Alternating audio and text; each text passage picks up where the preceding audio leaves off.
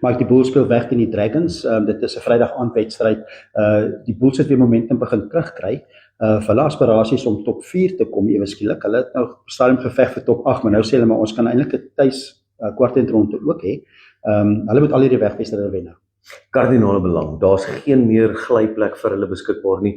Daar's geen spasie vir een of ander regstel na 'n wedstryd nie. Dragons moeilik weg in Wallis. Dit gaan 'n man op 'n perd kos om hierdie wegwedstryd te wen. Dragons het gewys hier in Suid-Afrika, hulle is 'n moeilike span. Hulle is 'n moeilike span en dit was onderskat eintlik. Almal het al gefrons die wedstryd nadat die Stormers die Bulls gewen het in Pretoria was indrukwekkend.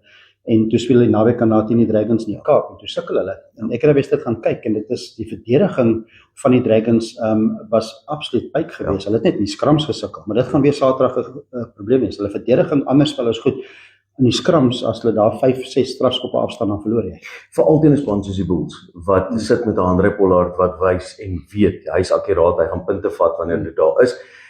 Die Dragons dink ek is dit die een punt waar hulle kan en sal moet verbeter veral teen 'n span soos die Bulls. Hulle vaste fasette, lynstaande en skrams was regtig nie goed gewees nie. En ek dink daar sal die Bulls regtig 'n bladsy uit die Stormers se boek uitvat om te kyk hoe kan hulle daai omskep en dan ook Telbord druk.